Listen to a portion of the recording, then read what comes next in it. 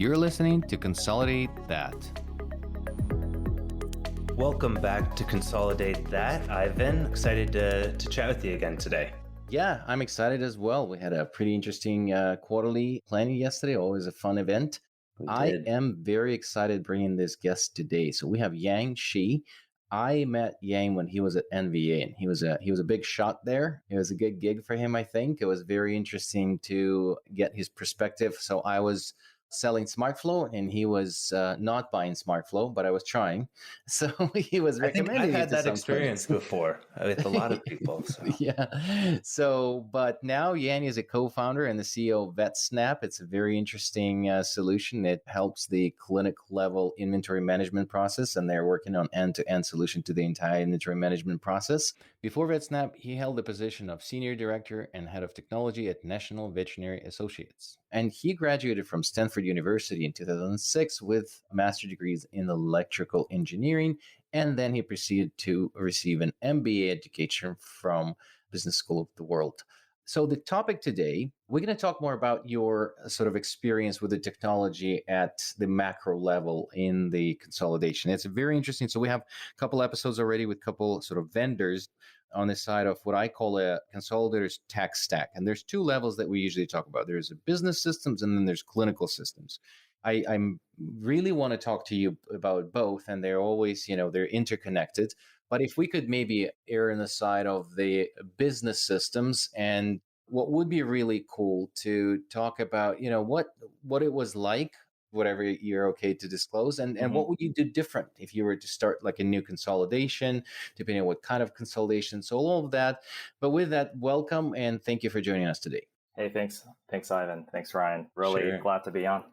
We took a couple minutes there before Ivan let you speak, so I'm glad he let you catch up with us. So we're happy to have you. I think there's going to be some cool stuff, and you've got a really neat background. Awesome.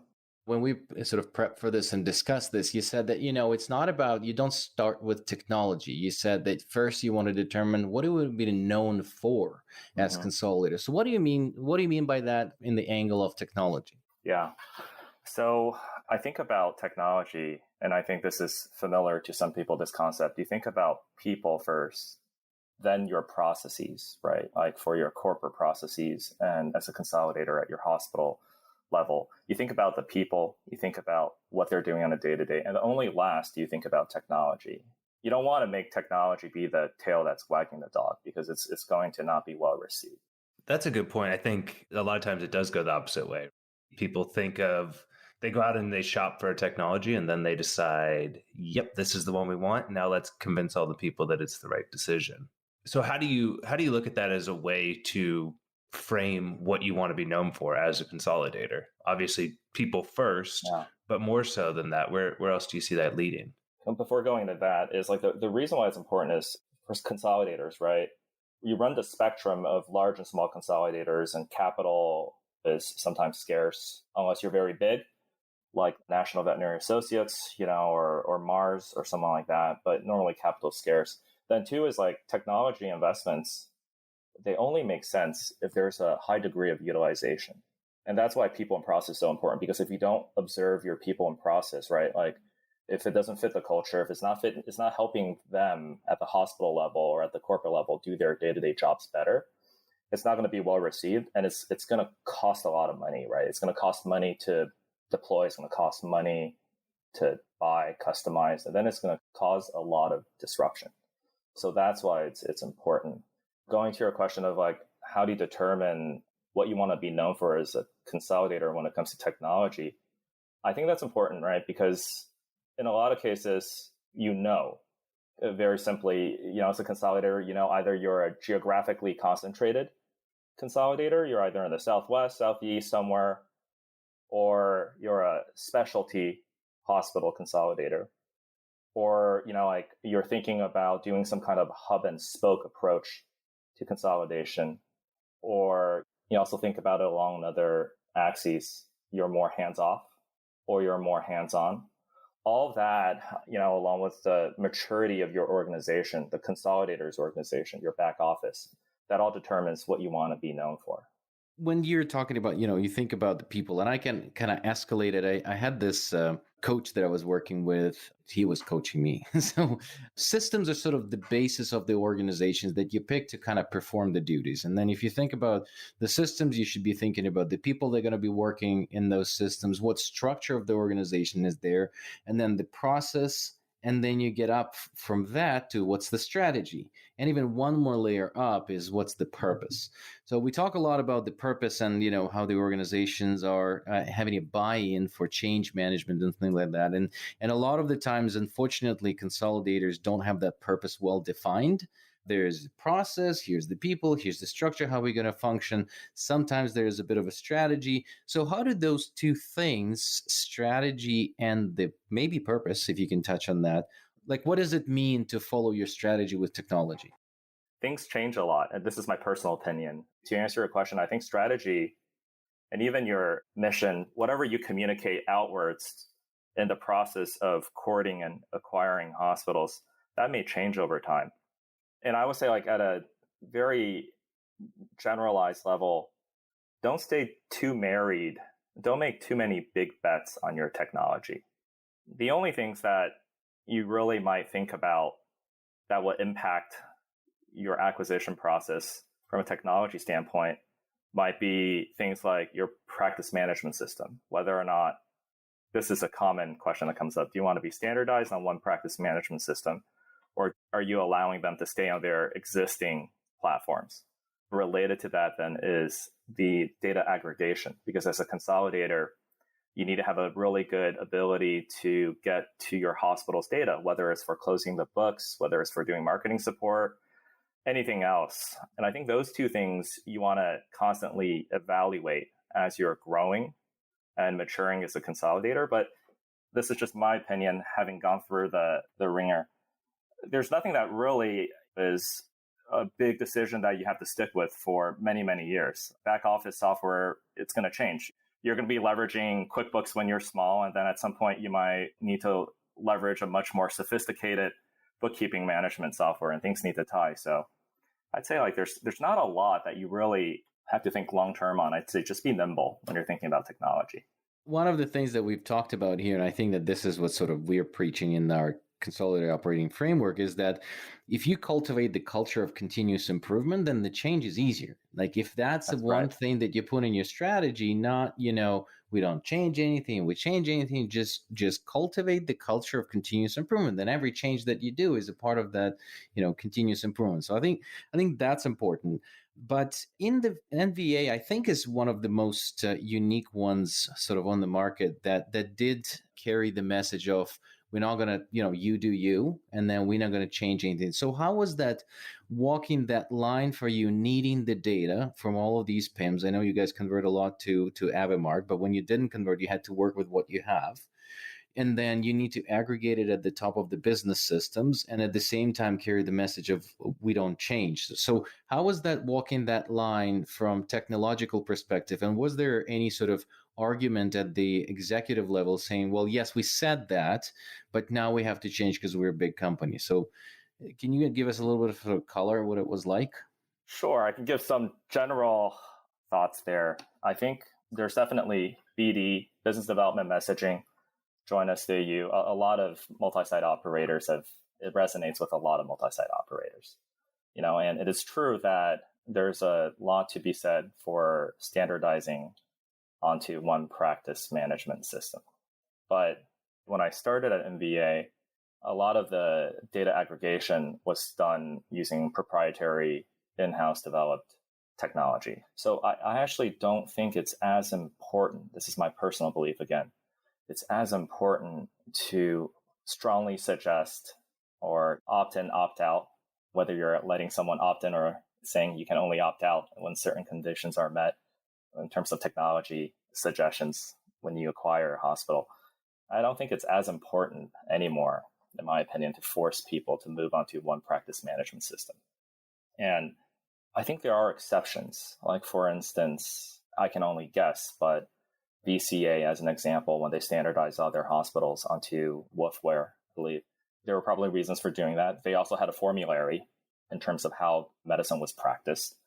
So again, technology, if properly applied, it needs to be applied consistently everywhere, then there's benefits. If it's not properly applied and it's not consistent everywhere, then trying to deploy a consistent system, one PIMS, when the hospital level processes are differing, transaction codes are differing, how people manage their invoices, how things are edited are different, then you don't yield as much of the benefits. And I think the exception is perhaps if you're trying to comply to some kind of regulatory standard, then you need to potentially move on to one practice management system and lock things down. Otherwise, there's a better experience letting hospitals be and figuring out how to get that data smartly and then do what you need to do at a corporate level with it. And as our resident PIMS background guy here, coming from Hippo previously, I'm a big fan of the PIMS, but Ivan, I think, has talked me into the value of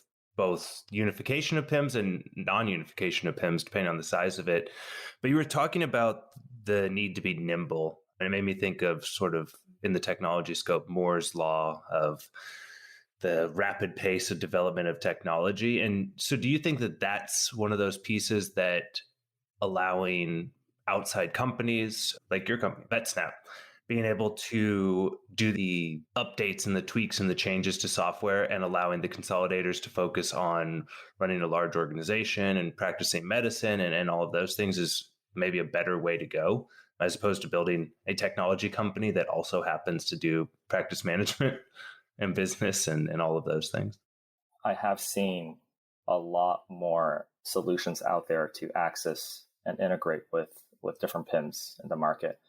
And, for VetSnap, as an example, we don't do our own proprietary integration. We pay for integration. I remember when integration used to cost much more, and the costs have come down almost the same as Moore's law. And it's become a lot more efficient to pay for integration. It no longer makes sense to have to build your stack up from the ground floor, so to speak, starting at the PIMS. Just doesn't make sense anymore. So, yeah. The pricing has become really interesting in that across the scope there. And I remember even 2 years ago when we were looking at data migrations and things like that, you're talking several thousands of dollars in multiple weeks. And there's groups now that are doing those things in hours and for free. So really, really interesting there.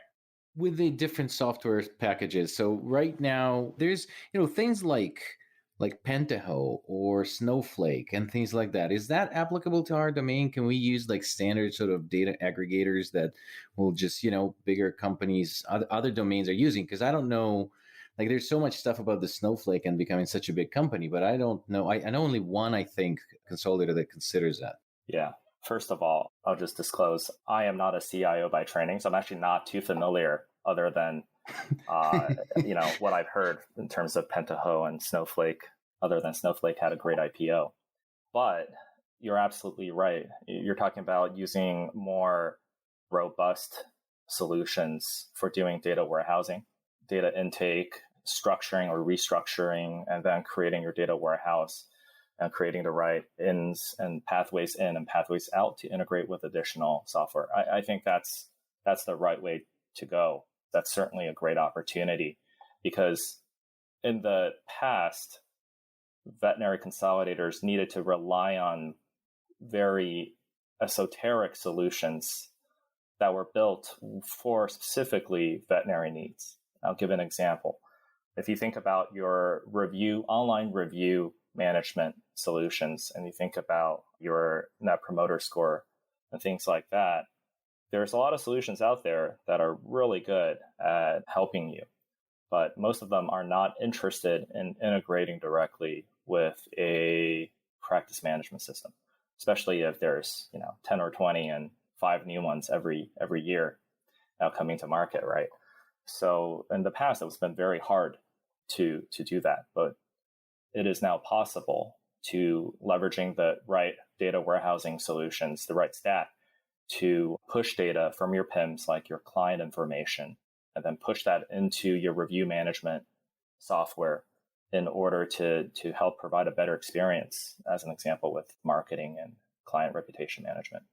To shift a little bit here, if we were talking about, we've talked about what the software does, but How would you go about staying focused for the smaller consolidators that are growing that maybe have limited human and financial capital? Two different things I would bring up. First is there are certain decisions you want to make when you're young as a company that will affect the DNA of your company so that as you grow, those decisions help you scale more efficiently. And that would be what we just talked about, your data strategy. Because having the right data strategy when you're young will help you hire the right mix of people in order to support your growth. As an example, if you're very inefficient, if you're very manual when you're young as a company, and you continue to acquire at a 20% pace every year, after 3 or 4 years, this exponential growth has now caused your original 2 or 3 people in finance doing manual data loads from your practice management system on a monthly basis to close the books. Now those people have grown to be a team of 20, right? And it's not just 20 people doing the work. Now you need 4 managers and a director. So it's almost like the opposite exponential growth you want. So there are certain decisions you want to make when you're young in order to help your DNA scale or help your DNA be scalable. So that's one way of answering questions. There's certain things you do want to do ahead of time. Yeah. In terms of staying nimble, there's very few things. Just don't let great get in the way of good. A few really smart people told me that. And it just means just pick things that work. This is just my opinion. A lot of times as a consolidator, you buy a hospital. We're in a fantastic business. I really think so. Margins are good. Customers are loyal. Everything's growing year after year. We're, through the recession, through this COVID pandemic, everything's just been really great. You may want to deploy technology in order to fix something or to feel like you're fixing something or to prove to them that you're adding value. And I would just suggest think twice before you do anything at a corporate level that affects the hospitals day to day. You may not need to fix anything. They might be perfectly happy the way they are.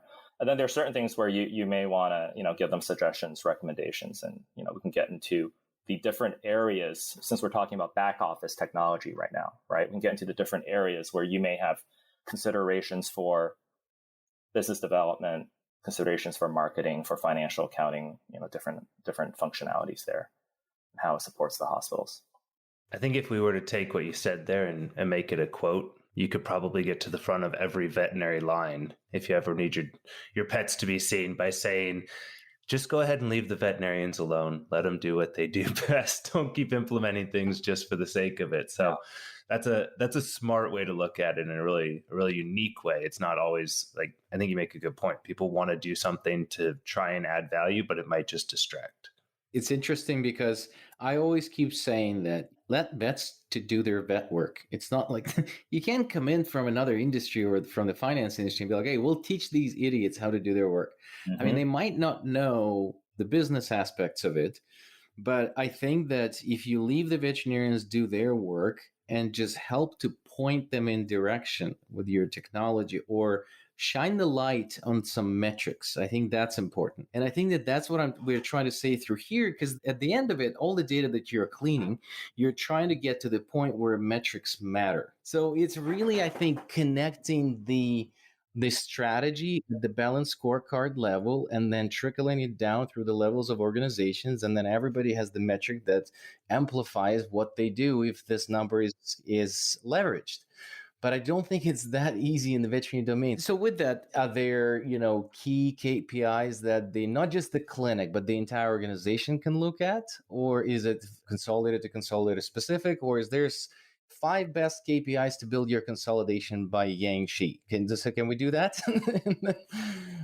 Maybe. So I'll try to answer your question. And I think there's fundamentally, I think things have changed. I think it's the first thing I'll say.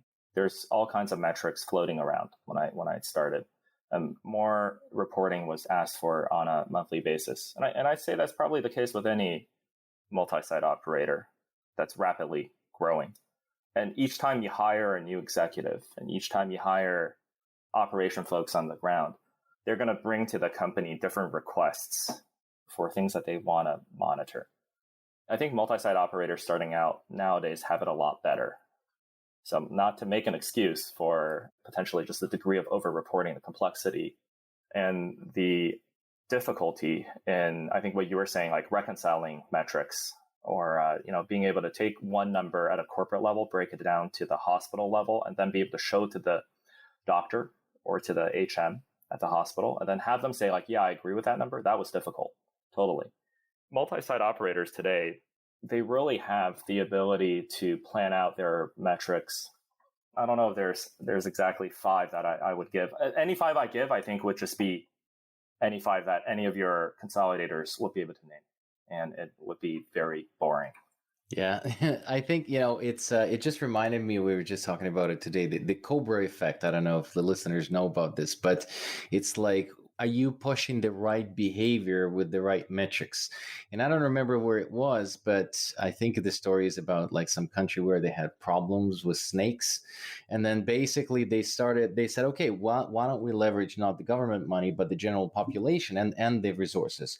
We'll leverage general population to catch those cobras and to decrease the population of cobras. So they said, we're going to pay like $1 per cobra that you bring in, and we will pay you. So it's interesting that the effect was that they started bringing millions of these snakes, and they were like, oh my God, we didn't realize how bad the problem is. But the reality was that they were driving a different behavior. People started breeding them, killing them, and bringing them for $1 a piece.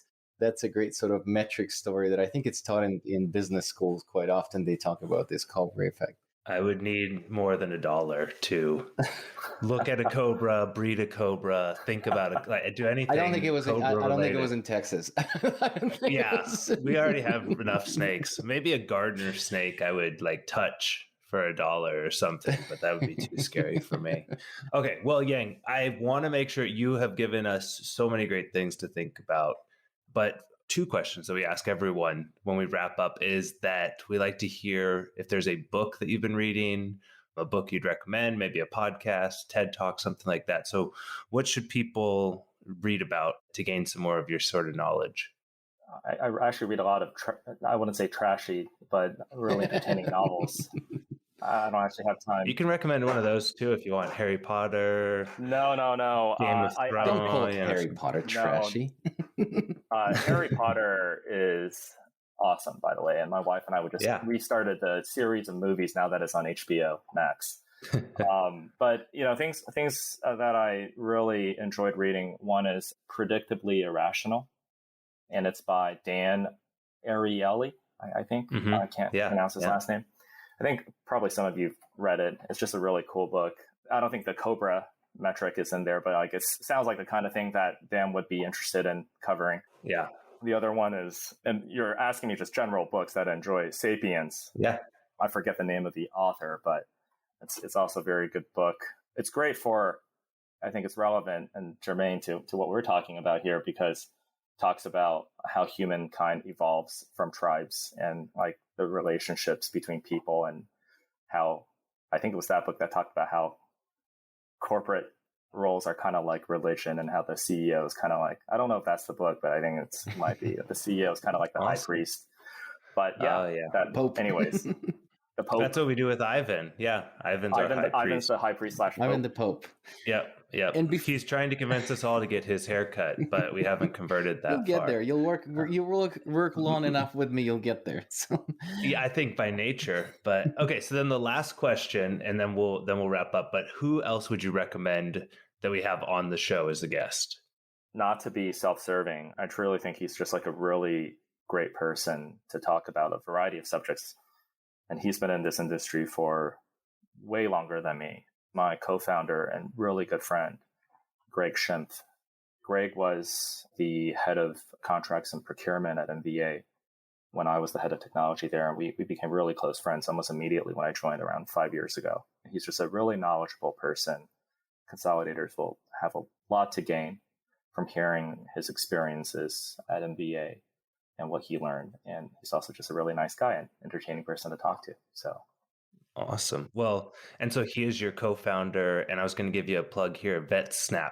So vetsnap.com, VETSNAP.com. So that's a great place for people to go to learn more about your inventory management products and the way that they can improve things at the practice level. Yeah. So really, really great stuff. I know there was a ton of things more that we could learn from you and dive into as well. So we'll have to have you back, and Sure. we'll have to pick Greg's brain as well. But Yang, I really appreciate you being on the show. It was a pleasure to meet you. And again, thank you so much for joining us. Pleasure's all mine. Thank you. Thank you for your time. Thank you so much for listening to Consolidate That. If you want to hear our new episodes, please find us on any podcast platform. Also, you can learn more about us on our website at vetintegrations.com.